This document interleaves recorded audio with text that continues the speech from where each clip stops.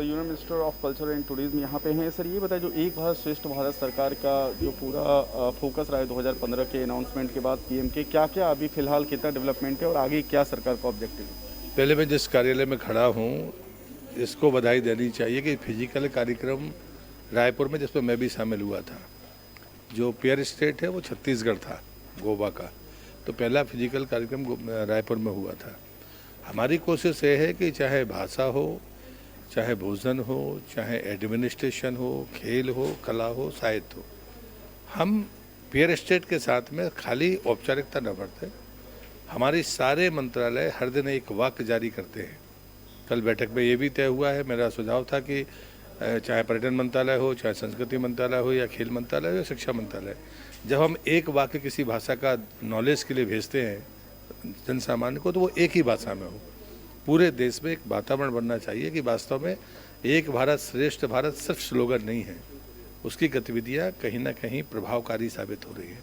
हमको बोलचाल के 100 शब्द अगर याद है तो हम किसी भी राज्य में जाएं, हम उनके संवाद में अपने आप को शामिल कर सकते हैं।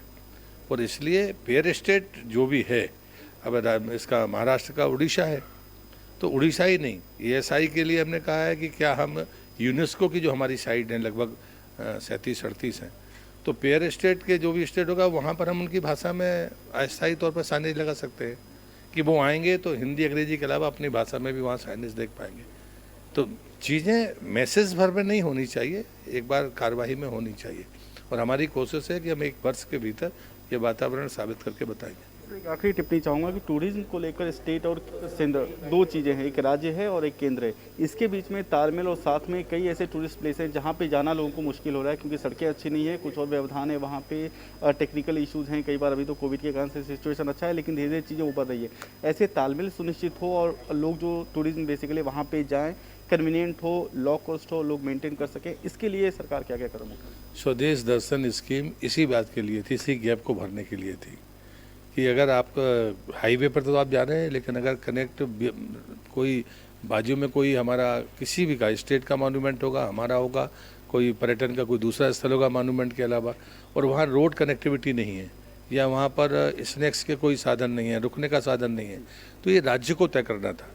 और कभी भी पर्यटन का क्षेत्र अकेले कोई सरकार नहीं कर सकती है, उसमें हम सब स्टेक होल्डर हैं, भारत सरकार हो, राज्य सरकार हो, होटल वाला हो, टूर एंड ट्रैवलर्स हो, गाइड्स हो, इवन जो स्मारक को रख रखाव करने वाली एजेंसियां हैं, SI है, हम सब स्टेक होल्डर हैं। हमें अपनी साख की चिंता करनी पड़ेगी और समन्वय होता है, लेकिन समन्वय के साथ में थोड़ा विज़न भी होना चाहिए कि हमारी प्रायोरिटी क्या होगी। तो अभी जो हमने प्रसाद योजना में जो मॉडल बनाया है, हमारी कोशिश होगी कि जो चीज़ें हम एक जगह पर बनाएं, राज्य उसको इम्प्लीमेंट कर देनी चाहिए।